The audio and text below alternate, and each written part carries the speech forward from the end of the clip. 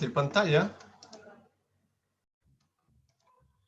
Muy bien, como decía el hermano, en la casa del Padre, pero sin conocer su corazón. Así se llama esta lección.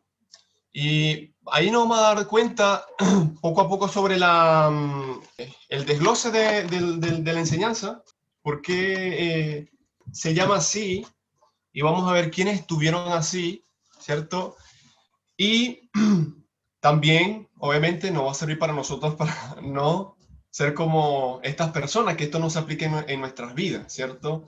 Que estemos en la casa del Padre, estemos según en Cristo, según estemos con el Señor, pero estemos lejos de conocer su corazón, de conocer su voluntad, de conocer el deseo del Señor. Amén. Y yo creo que es el peor peligro de un cristiano. De verdad que eso es lo más triste, porque imagínense pasar toda la vida creyendo que estoy bien, pero en realidad estoy mal, ¿cierto? Así que el deseo del Señor es que nosotros podamos conocerle, conocer sus deseos, o por ende estemos agradándole y dando en el blanco de lo que el Señor quiere para nosotros. Amén.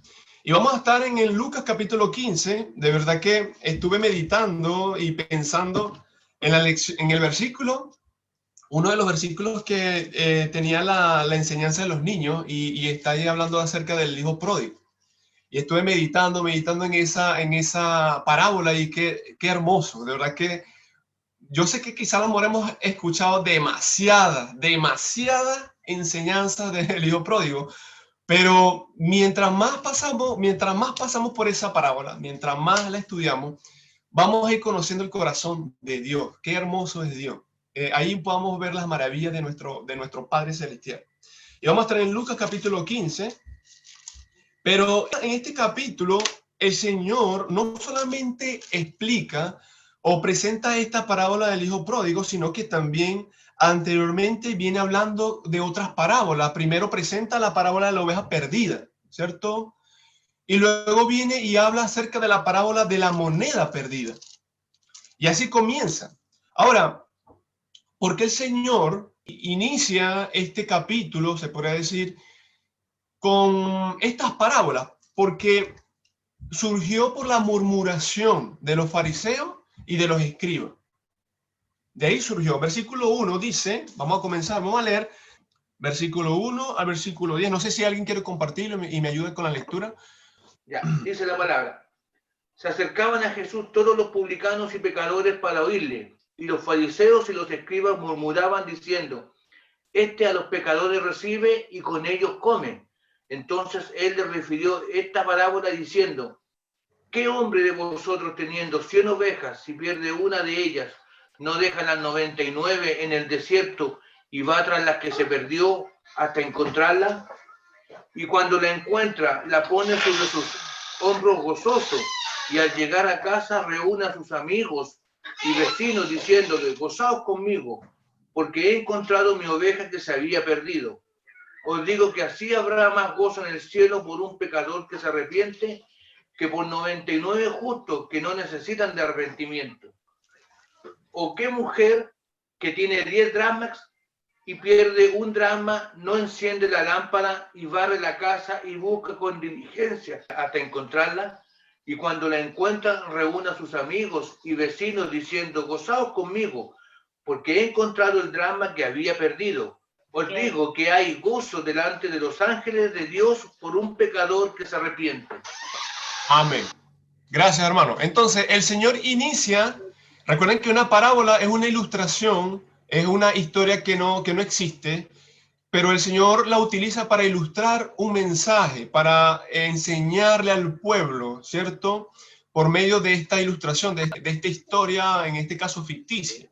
Entonces el Señor inicia estas parábolas porque los fariseos, que eran los religiosos más preeminentes en la época del Señor, los fariseos y escribas, y los publicanos, ¿ya? En este caso, los publicanos eran aquellas personas que la mayoría eran judíos, pero eran repudiados por la sociedad porque lo vean como traicionero. Lo veían como personas que le habían sido desleal a la patria, ya que estos publicanos estaban encargados de recaudar los impuestos y entregárselo a un oficial o a un encargado romano. Y la mayoría de los publicanos, ¿qué hacía? Abusaba de la recaudación de los impuestos. Muchos de ellos cobraban más de la cuenta. ¿Se recuerdan de Zaqueo, que fue uno también y lo miraban feo, y cuando él se arrepintió verdaderamente, él dijo: Señor, si he robado, si le he quitado algo a alguien, se lo devolveré cuadruplicadamente, ¿cierto? 4 veces se lo voy a dar. Entonces, también uno de ellos era Mateo. Cuando Mateo invitó al Señor, después que lo llamó, le dijo: Señor, ven a mi casa, y le preparó un banquete, invitó a otro, y lo empezaron a criticar.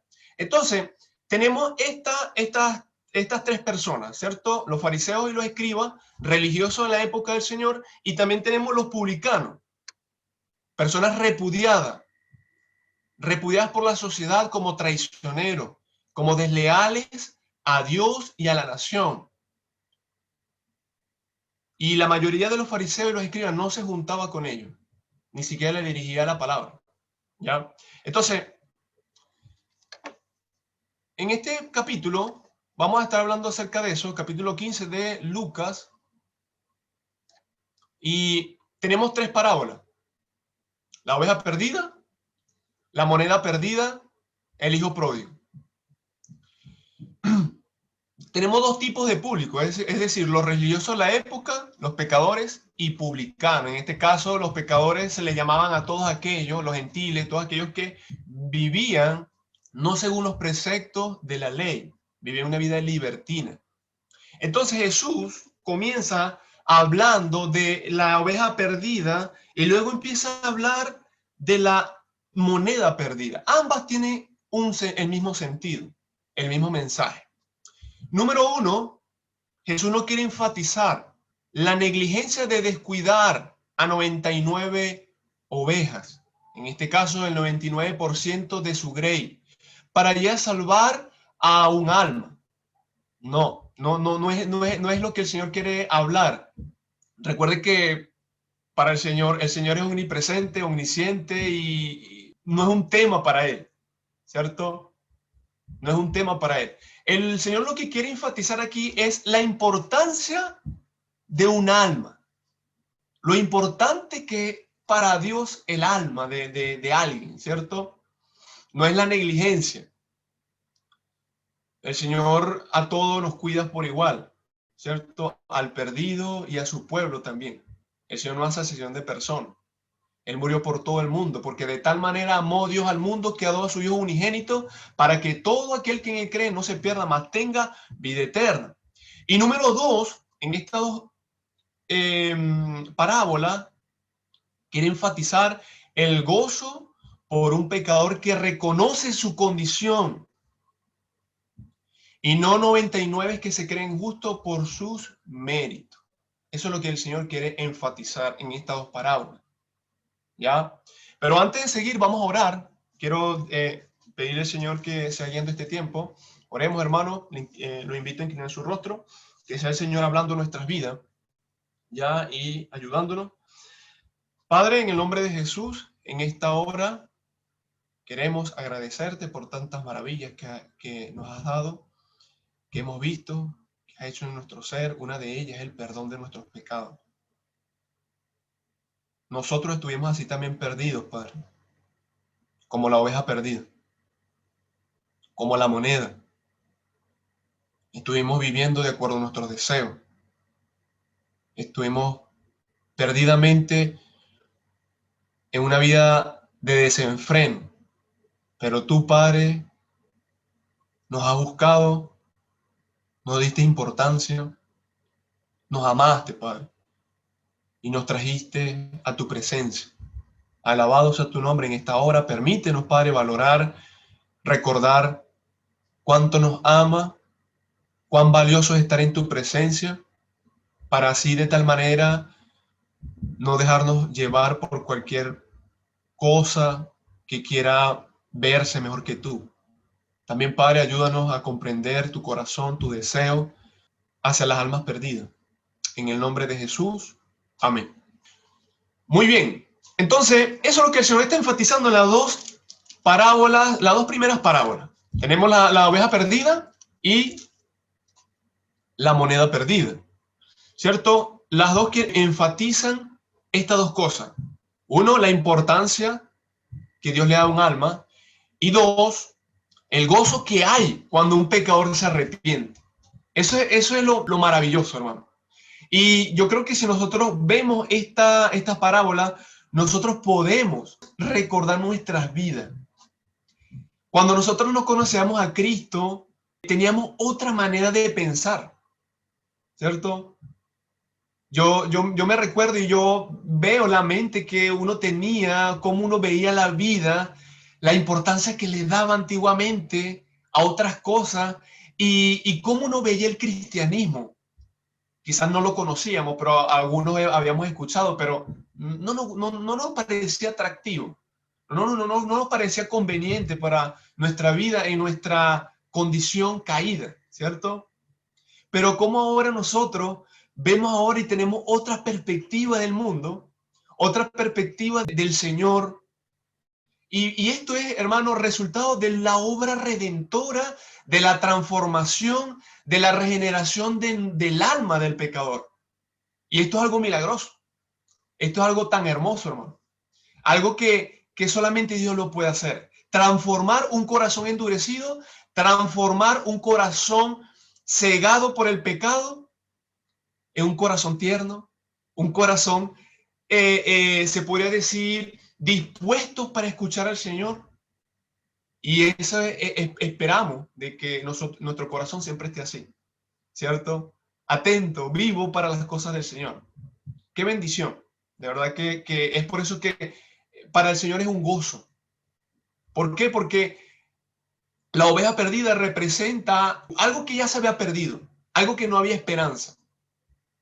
Las probabilidades de que una oveja sobreviviera en un desierto, en un bosque, eran cero.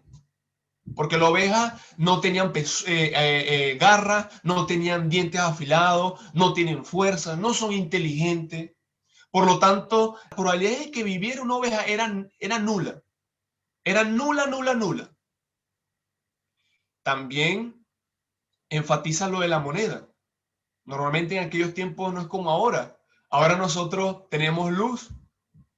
Y cuando la moneda se pierde, a esta mujer, ¿cierto? Se le pierde de noche. No se le perdió de día, se le perdió de noche. Porque ella luego empieza a encender la lámpara, a buscar y todas esas cosas. Entonces las probabilidades de que una monedita se encontrara eran nulas. Era muy difícil que encontrara una moneda, ¿ya? Así que es por eso que tanto el gozo, tanta la alegría, cuando se consigue algo que ya estaba perdido.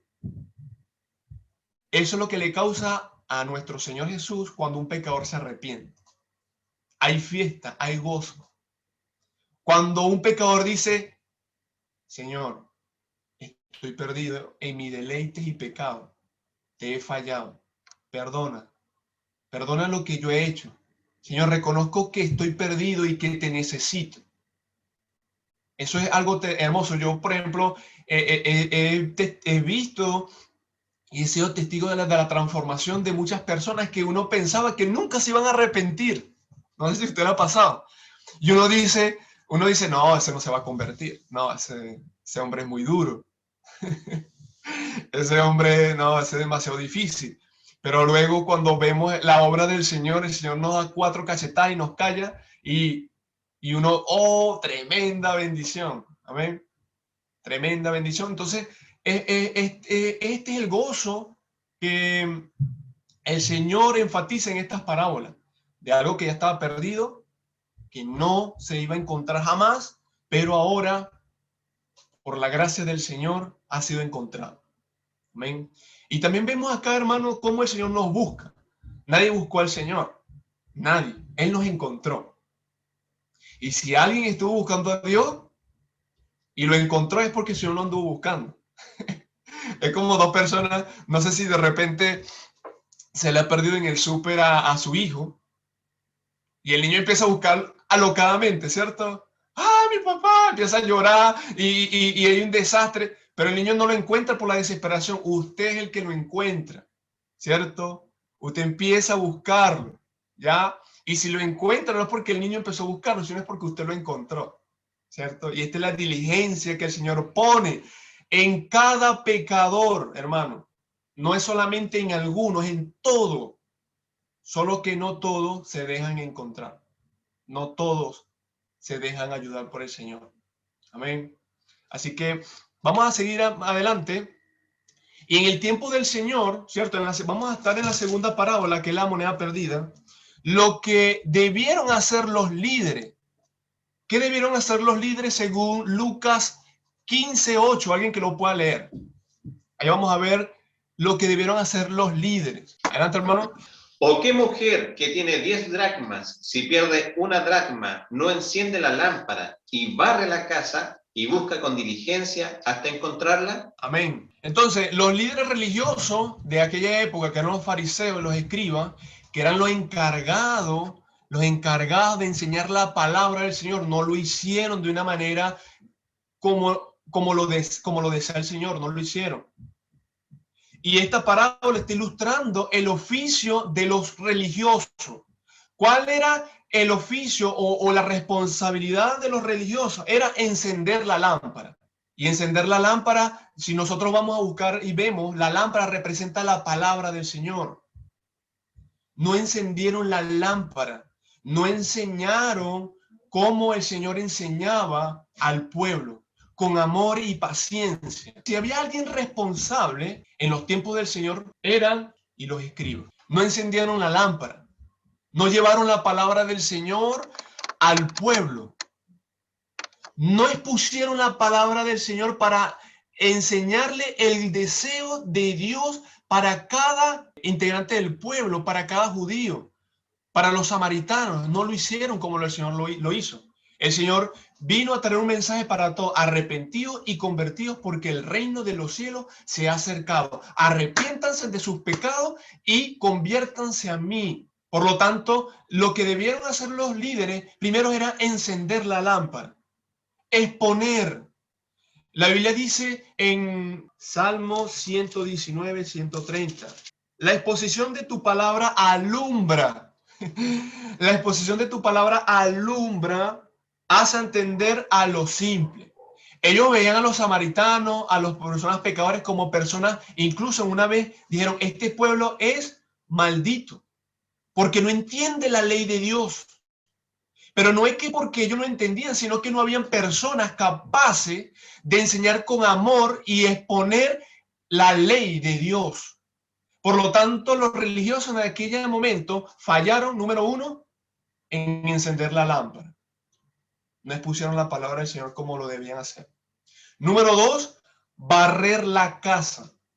¿Y cuál era la casa? ¿Qué es lo que puede enfatizar aquí? La casa era el templo. ¿Se recuerdan que ellos amaban el templo, estaban en el templo, pero cuando el Señor vino había un desastre en el templo? Habían puros ladrones, comerciantes, puras personas que estaban haciendo trueque, puras personas que estaban ahí profanando el culto del Señor. Por lo tanto, ellos no barrieron su lugar, no acomodaron el lugar para los perdidos. También vemos que ellos despreciaban a los publicanos. A los gentiles no se les dejaba entrar, sino hasta cierto lugar. Por lo tanto, fallaron en acomodar su lugar. Estaban en el templo, estaban en el lugar, pero no la barrían. No acomodaron el lugar para que se cumpliera la profecía del Señor. Esta será mi casa, casa de oración para todas las naciones. Para eso fue construido el templo. Amén.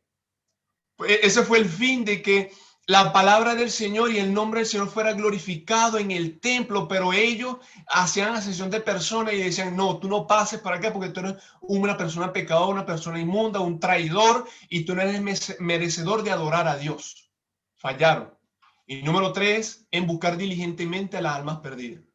No buscaban, despreciaban. Y es aquí donde ellos empiezan a ver el contragolpe con el Señor. Porque el Señor sí busca diligentemente al pueblo. El Señor sí diligentemente empieza a recorrer toda la tierra de Israel para exponer su palabra, para hacer conocer lo que nuestro Padre Celestial mandó, a que todos aquellos se arrepintieran de sus pecados y nacieran de nuevo. Vamos otra vez a la parábola iniciada, Lucas capítulo 15, versículo 8. Y esto es lo que debería hacer toda aquella persona que se le pierde algo valioso. Enciende la lámpara, barre bien la casa. Yo creo que los que aplican esto en el hogar, diciendo algo práctico, son nuestras esposas. Yo cuando ando buscando algo, yo no busco así tan diligentemente, ¿cierto? No busco con un orden, no busco exhaustivamente, ¿cierto? Pero las mujeres sí, empiezan a barrer, limpian, voltean. Bueno, mi esposa siempre anda viviendo, poniendo los muebles de un lado para allí, para acá. Y cada vez que yo llego de Santiago, de repente consigo la casa cambiada, la cama de otro lado y así, ¿cierto? Y se le hace fácil tener un orden, ¿cierto? De saber qué está debajo de la cama, qué está perdido. Así que una persona que busca diligentemente hace esto, pero los fariseos no lo hicieron así. No lo hicieron con la misma diligencia. Amén. Pero nuestro Señor sí lo hizo. Amén. El Señor, nada más con que el Señor bajara esta tierra, hermano, ya yo creo que ya no debía hacer más nada. Ya con degradarse, en este caso hablando en términos militares, degradarse, pasar a un rango humillante de ser el Dios, el creador de los cielos y la tierra, estar aún mismo en la tierra viviendo como hombre y sujetándose a las leyes de la naturaleza, a las leyes de los hombres, ya era algo humillante. Pero aún así el Señor recorrió toda su tierra para hacer conocer su deseo, su amor. Amén. Y obviamente, hermano, esto es lo que el Señor desea y espera de su iglesia. Así es como la iglesia, dirigida por el Espíritu Santo, debe buscar a las almas perdidas. Amén. Así es como una iglesia que esté llena del Espíritu Santo no se va a quedar en sus cuatro paredes, no va a ser acepción de personas, no va a ser indiferente cuando llegue una visita, no va a ser indolente por las almas, siempre va a tener el deseo de el Dios, de nuestro Dios Padre, perdón, en su corazón, de buscar las almas perdidas, de ministrar a las ovejas perniquebradas, a las que se caen, a las que tropiezan. Amén. Siempre va a tener el deseo de ser de bendición. Y el Señor nos ayude, hermano, a que ser una iglesia creyente y llena del Espíritu Santo, porque esa es la clave de pensar y actuar como nuestro Señor Jesucristo. Por ende, vamos a dar en el blanco, vamos a hacer la voluntad de Él. ¿Por qué? Porque estamos llenos del Espíritu Santo. Amén. Estamos llenos del Espíritu Santo. Me queda poco tiempo.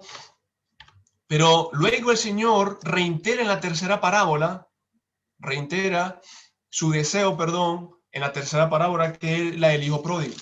Y esta parábola es larga, pero vamos a mencionar algunos versículos para no extenderme. Pero el Señor reitera su deseo en esta tercera parábola, pero lo explica de una manera más amplia. Número 1, el gozo y la disposición de Dios, nuevamente se ve acá, para perdonar cuando hay un arrepentimiento genuino. Hay gozo y disposición. ¿Cuándo qué? Cuando regresa el hijo pródigo a la casa. Dice la Biblia en versículo del 18 al 20 que cuando él le vio a su hijo, él corrió. ¡Qué bendición! Él corrió, abrazó a su hijo, le besó. Le dijo, con gozo, le dio un abrazo tremendo. Hijo, no sé, a lo mejor la Biblia no explica, pero dijo, te amo, yo te hacía muerto, ya yo no tenía esperanza, pero qué bendición porque te veo, estás vivo, no importa que estás sucio, que estás, no sé, revolcado, hediondo a caca de cerdo, pero estás vivo. No importa lo que hiciste ya. Veo un arrepentimiento genuino en ti. Qué bendición que has vuelto. Amén. Y este representa a todos nosotros y representa también la humanidad entera. Todos nosotros, en este caso Adán y Eva, gozaban de una presencia con Dios, de la presencia de Dios. Representaban una comunión tremenda con Dios, por lo tanto no le faltaba nada. El hijo pródigo tampoco le faltaba nada con su Dios Padre, pero él empezó a considerar pensamientos maligno, se vio tentado por el diablo, quizás por el mundo, quizás porque empezó a decir, yo estoy aquí con mi padre, pero quizás me puede ir mejor viviendo una vida divertida. Lo que le pasó a Adán y Eva. No le hacía falta nada, absolutamente nada. Vivían una vida en comunión con Dios Padre, pero ¿qué pasó? Lastimosamente un día consideraron y le hicieron caso a los pensamientos y consejos del diablo. Así somos nosotros también. Quizá también puede ser también el deseo de muchos jóvenes acá, que han nacido en un hogar cristiano y quizá en cualquier momento le ha pasado por la cabeza decir que en la vida en libertinaje, fuera del hogar, puede ser mejor. Pero lo tremendo y lo que enfatiza aquí es que nosotros estamos así también. Un día gozamos, quizá nosotros no, pero la humanidad entera gozó de tener una relación perfecta con Dios y se perdió, creyendo en las mentiras del diablo. Entonces, el versículo del 18 al 20, ¿qué vemos, hermano? Me levantaré, iré a mi padre y le diré, Padre, he pecado contra el cielo y contra ti. Aquí vemos un arrepentimiento genuino. He pecado. Esto que hice está mal. Versículo 19, ya no soy digno de ser llamado tu hijo, hazme como uno de tus jornaleros. Aquí vemos una humildad en reconocer. Y el hijo no llegó mandando y diciendo, Padre, vuélveme a dar la misma posición, la misma herencia, los mismos derechos. No, él, hazme como uno de tus jornaleros. Pero sin embargo, el versículo 20 dice, levantándose, vino su padre y cuando aún estaba lejos, le vio su padre, que dice más adelante, le vio su padre y fue movido a misericordia y corrió el padre. Mira, aquí algo tremendo, hermano. Corrió y se echó sobre su cuello. Amén. Entonces aquí vemos, hermano, que el hijo, en este caso el pródigo, es el hijo derrochador. Representa a todos los cristianos que por su debilidad y el engaño del diablo han caído. Y ninguno de aquí, de los que estamos aquí, estamos propensos. Estamos exentos, perdón. Todos estamos propensos de repente caer y desviarnos, ¿ya? Pero, ¿qué es lo tremendo acá? Aquí este hijo nunca dejó de ser hijo. Él regresó. ¿Por qué? Porque era su hijo. No sé si de repente nosotros hemos pasado por lo mismo, pero qué bendición de que si somos de Dios, vamos a volver. Dios nos va a volver a traer de vuelta. Amén. Esa es la gran diferencia cuando una persona se va y no ha sido creyente. Pero si una persona es de Dios, probablemente va a caer. No va a ser perfecto, pero va a volver. Amén. Va a volver y no va a perder la salvación. Él nunca dejó de ser su hijo, ¿cierto? Quizá a lo mejor perdió ciertos derechos. Quizá a lo mejor si nosotros hemos caído en pecados inmorales, no vamos a dejar de ser hijo de Dios, pero sí vamos a sufrir consecuencias. Amén. Entonces este hijo menor representa a todos aquellos cristianos, ¿cierto? Que por su debilidad y por el engaño del diablo han caído, pero también representa a los publicanos y pecadores de aquella época. Amén. Y vamos a ver del versículo del 25 al 32, y con esto terminamos. Vamos a ver quién representa al hijo mayor, ¿ya? ¿Alguien que lo pueda leer? Dice, y su hijo mayor estaba en el campo, y cuando vino y llegó cerca de la casa, oyó la música y las danzas. Y llamando a uno de los criados, le preguntó qué era aquello. Y le dijo, tu hermano ha venido, y tu padre ha hecho matar el becerro gordo por haberle recibido bueno y sano. Entonces se enojó y no quería entrar. Salió por tanto su padre y le rogaba que entrase. Mas él, respondiendo, dijo al padre, he aquí tantos años te sirvo, no habiéndote desobedecido jamás, y nunca me has dado un cabrito para gozarme con mis amigos. Pero cuando vino tu hijo, que ha consumido tus bienes con rameras, has hecho matar para él el becerro gordo. Él entonces le dijo, hijo, tú siempre estás conmigo y todas mis cosas son tuyas. Mas era necesario hacer fiesta y regocijarnos porque tu hermano era muerto y ha revivido, se había perdido y es hallado. Amén. Qué bendición. Y luego aquí vemos esta palabra el regreso del hermano mayor, ¿cierto? El regreso, empieza a ver el escándalo. ¿Y qué pasa aquí en esta casa? Le dicen como el chisme, ya, ¿no? Tu padre mandó a matar el becerro engordado. O sea, a lo mejor había uno especial allí, que a lo mejor él le tenía el ojo, ¿cierto? Y el Señor lo mató, su padre en este caso, por haber regresado el hijo. ¿Ven? Y este hijo mayor representa a los fariseos y los escribas. Representa, y este era como el corazón y la misma actitud que tenían los fariseos. Ya en el versículo 28 vemos que entonces se enojó y no quería entrar. Salió por tanto su padre y le rogaba que entrase. Y aquí vemos cómo esta era la misma actitud que tenían los fariseos y los escribas. Ellos, ¿cierto? Estaban enojados, tenían un celo, un orgullo, ¿ya? Porque el Señor empezó a tratar y acercarse a todos aquellos que estaban dispuestos a escuchar su palabra. Por lo tanto, ellos estaban allí orgullosos, ¿cierto? Teniendo celo porque Dios, en este caso Jesús, estaba compartiendo con los pecadores y los publicanos. Lo mismo que pasó con el hijo pródigo, el hijo mayor. Él se puso celoso. En vez de gozarse porque su hermano estaba vivo, en vez de gozarse porque había regresado su hermano. Esto es algo tan malo, ¿cierto? Lo que puede hacer el orgullo y un celo maligno.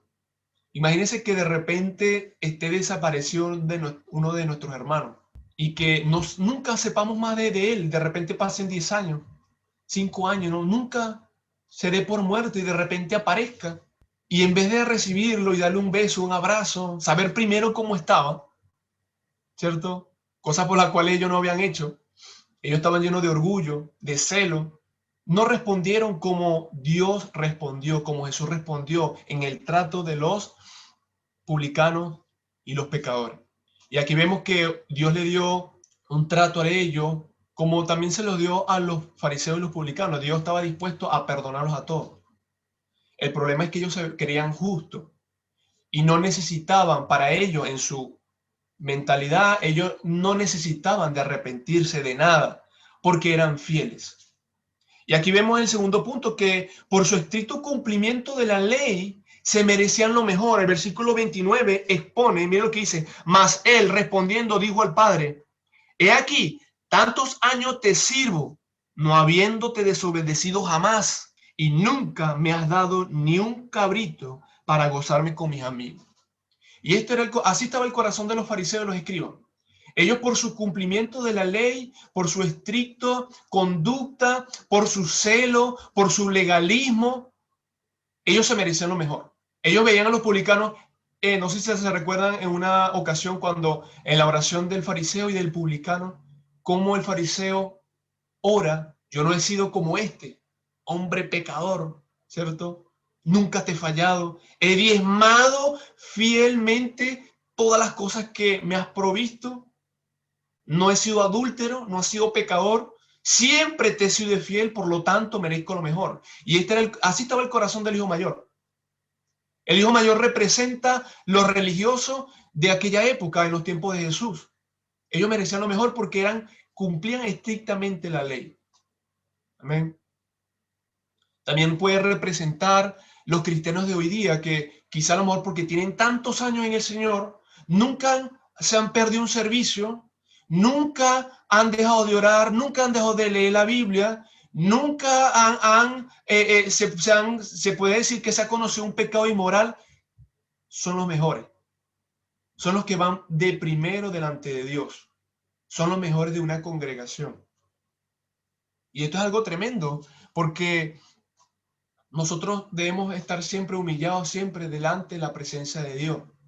Y cualquier mérito, cualquier cosa que nosotros logremos, debemos siempre reconocer que es por la gracia de Dios, es por la obra y la misericordia de Dios obrando en nuestras vidas. Amén. Y por último, también representa, como le decía nuevamente, los cristianos que por su obediencia a Dios pueden llegar a exaltarse. Amén. Que el Señor nos guarde, hermanos, de no caer, ¿cierto? Si estamos en el Señor, si estamos firmes, porque el Señor así le ha placido, ¿cierto? El Señor nos ha ayudado, nos ha dado la fuerza, nos ha dado la capacidad para estar allí resguardado, pero no para exaltarnos y pisotear a otro y menospreciar la alma perdida, menospreciar a aquellos hermanos que han caído, sino siempre tenderle la mano. Los fariseos no le tendieron la mano a los publicanos y los pecadores como lo hizo el Señor. Ellos lo despreciaban, aun cuando eran la misma sangre, ¿cierto? Todos venían de los patriarcas, los samaritanos, ¿cierto? Los samaritanos venían de los patriarcas, los judíos venían, en este caso los de la tribu de Judá, venían de los patriarcas, todos ellos venían pero ellos empezaron a dividirse y a pelearse entre ellos, y en vez de ellos mostrar el amor a los samaritanos, a los publicanos, a los pecadores, compartirle la palabra de Dios, ayudarlos a que volvieran al Señor, no lo hicieron. Por lo tanto, es aquí donde vemos el amor tremendo de Dios, de que Dios no hace acepción de personas. ¿Creen ustedes que el Señor no quería que los fariseos y los escribas se arrepintieran también? Por supuesto que sí. Dios no los despreció. Dios deseaba que también ellos se convirtieran, como lo hizo Nicodemo, como lo hicieron muchos que creyeron en Jesús, ¿cierto? Pero el problema es que ellos se creían que no necesitaban el arrepentimiento. Ese es el problema. Que Dios nos libre, que Dios nos guarde de que nuestro corazón se endurezca, que el Señor nos libre de que no dejemos de arrepentirnos, de pedirle perdón al Señor a diario, de creernos buenos, justos, de infalibles. Y si también hay un hermano que a lo mejor le ha fallado al Señor, ha caído, le ha ofendido, quizá a lo mejor ha caído lo más bajo, venga el Señor, venga Cristo, el Señor va a correr, el Señor va a correr. Parece como a lo mejor al principio, a lo mejor contradictorio, este hombre ha hecho tantas cosas, pero si hay un arrepentimiento genuino de corazón, el Señor va a correr a perdonarle, a darle un beso y tratarlo como su hijo. Así que por lo tanto, ese es el gozo que el Señor tiene para todos los pecadores, para todos aquellos hermanos que quizás a lo mejor han pasado por situaciones trágicas. Amén. Así que Dios nos guarde, nos bendiga, nos guíe y podamos estar en la casa de Dios. Sí, en la casa de Dios, pero conociendo su corazón. Amén. Conociendo el corazón de Dios, conociendo y haciendo y llevando a cabo, su deseo. Amén.